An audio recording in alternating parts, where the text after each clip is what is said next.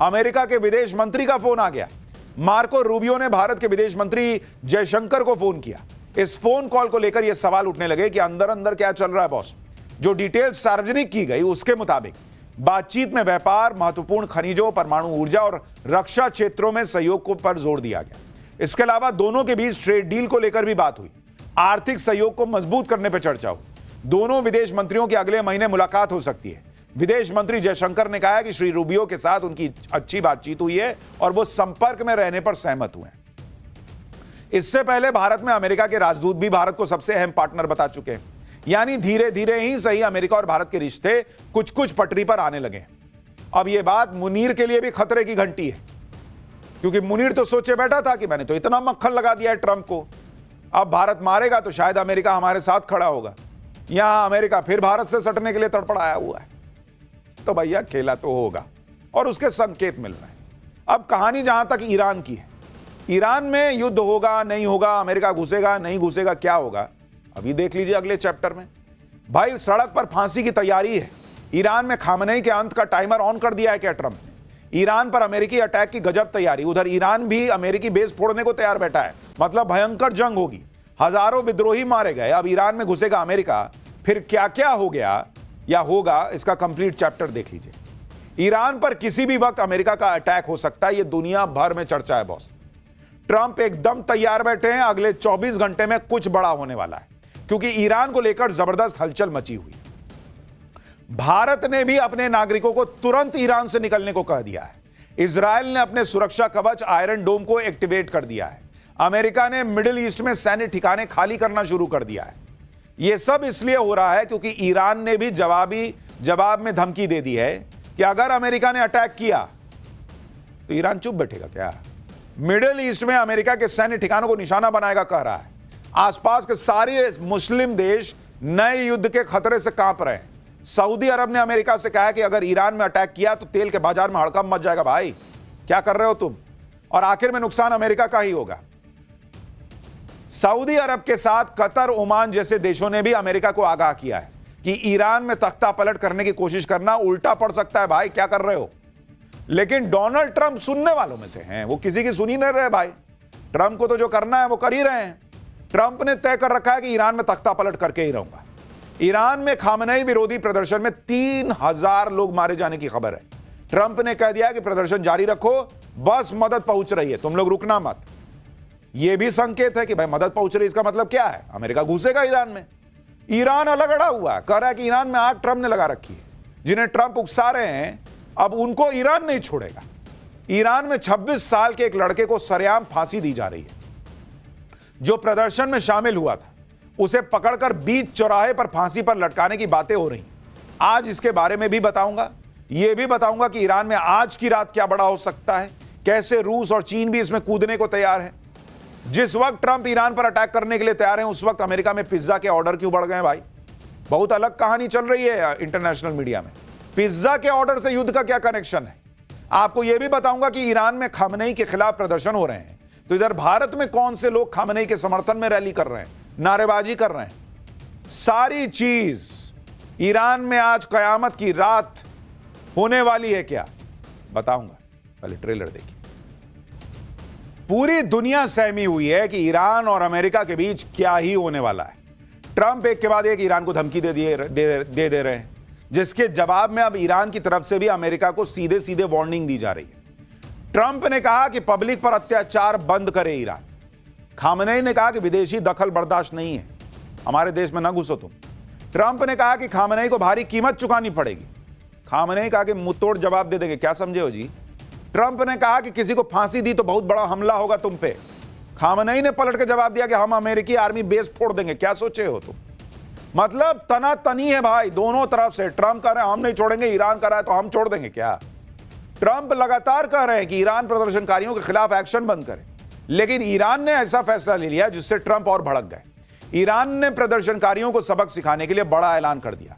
Iran ने 26 साल के प्रदर्शनकारी इरफान सुल्तानी को फांसी देने का फैसला किया है। बड़ी बात यह है कि इरफान सुल्तानी को पब्लिक के सामने बीच चौराहे पर फांसी दी जाएगी। यही है सुल्तानी, जिससे प्रदर्शनकारियों के हौसले टूट जाएं और प्रदर्शन बंद हो जाएं। इरफान सुल्तानी ईरान में चल रहे प्रदर्शन का सबसे बड़ा चेहरा बन गया है। आप देखिए कि इरफान सुल्तानी 8 जनवरी को गिरफ्तार किए गए थे। 11 जनवरी को मुकदमे में सुल्तानी को दोषी पाया गया। सुल्तानी पर अल्लाह के खिलाफ जंग छिड़ने का आरोप है। 11 जनवरी को सुल्तानी के परिवार को जानकारी दी गई कि परिवार से सिर्फ 10 मिनट की आखिरी मुलाकात होगी।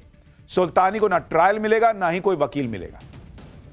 इरफान सुल्तानी को सरेआम फांसी का ऐलान होने से ट्रंप बुरी तरह से भड़के हुए हैं।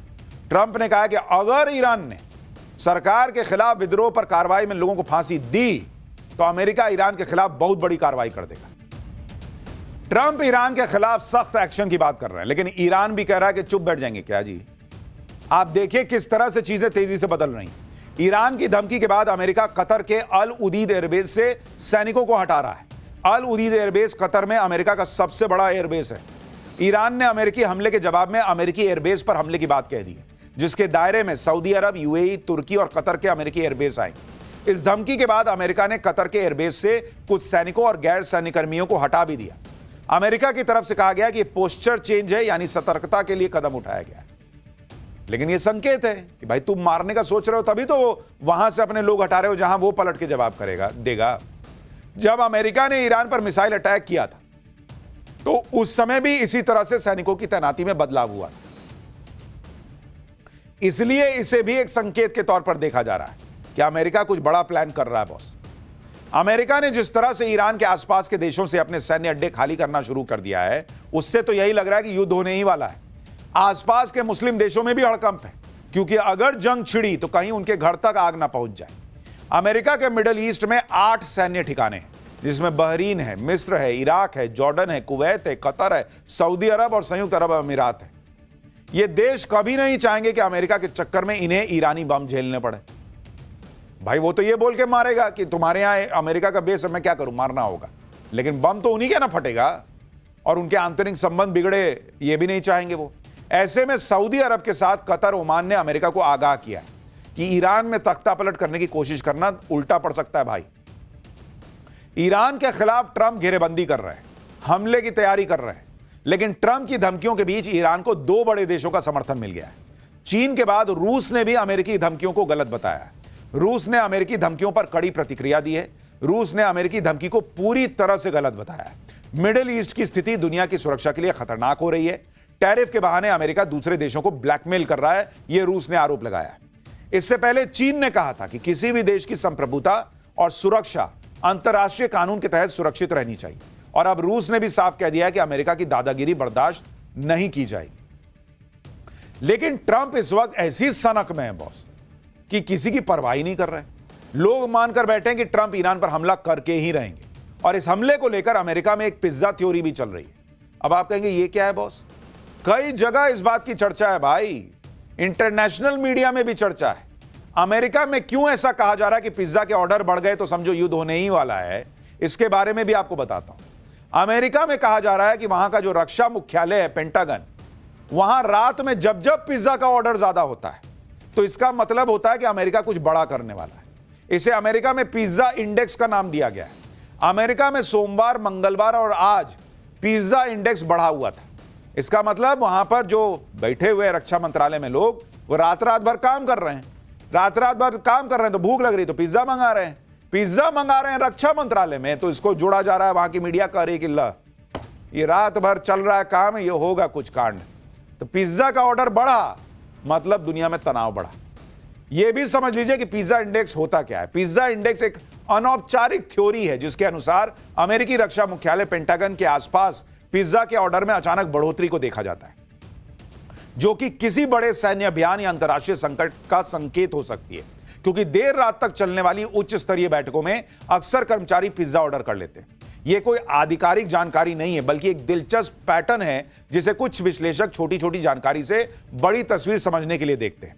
जैसे कि इजराइल ईरान तनाव के दौरान फिर से चर्चा में आया था, जब पेंटागन के पास पिज्जा डिलीवरी के वेटिंग टाइम में तेजी आ गई थी।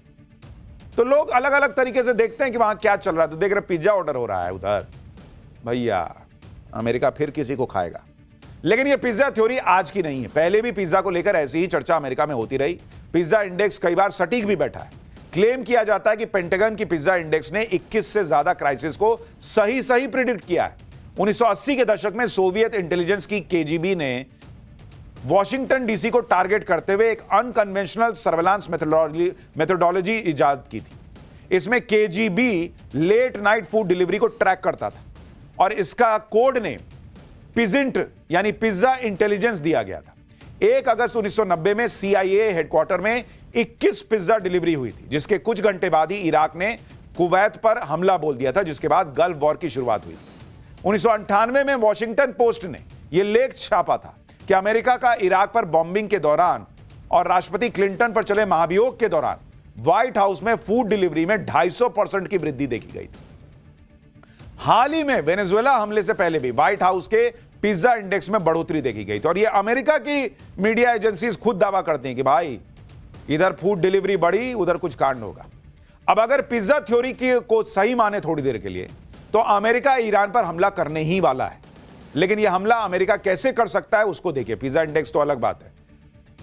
अगर हमला खाड़ी देशों के रास्ते होता है तो इसके लिए अमेरिका के कई बड़े सैन्य अड्डे पहले से मौजूद हैं। कुवैत में अली अल सलेम एयरबेस और कैंप आरिफ जान है।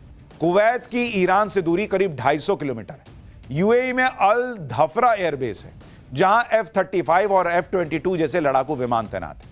यह ईरान से फारस की खाड़ी के पार लगभग 200 किलोमीटर दूर है। अगर अरब सागर से हमला होता है तो अमेरिका अपने एयरक्राफ्ट कैरियर स्ट्राइक ग्रुप्स का इस्तेमाल कर सकता है। इस समय USS हैरी एस ट्रूमैन पहले से ही क्षेत्र में तैनात है, जबकि USS कार्ल विंसन को हाल ही में वहां भेजा गया है। ये दोनों एयरक्राफ्ट कैरियर फारस की खाड़ी के बाहर तैनात है, लेकिन इसकी मिसाइलें और लड़ाकू विमान ईरान तक पहुंचने में सक्षम है। इस रणनीति का सबसे बड़ा फायदा यह है कि इसमें किसी भी खाड़ी देश की जमीन या सैन्य अड्डों का इस्तेमाल ही नहीं करना पड़ेगा। अमेरिका इजराइल के साथ मिलकर भी हमला कर सकता है। जून 2025 में अमेरिका और इजराइल ने मिलकर हमला किया था। इजराइल ने ईरान के एयर डिफेंस को कमजोर किया, फिर अमेरिकी B-2 बॉम्बर्स ने न्यूक्लियर फैसिलिटीज पर हमला कर दिया। इजरायली पीएम बेंजामिन नेतन्याहू ने हाल ही में ट्रंप से मुलाकात में राउंड 2 स्ट्राइक्स पर चर्चा भी की है।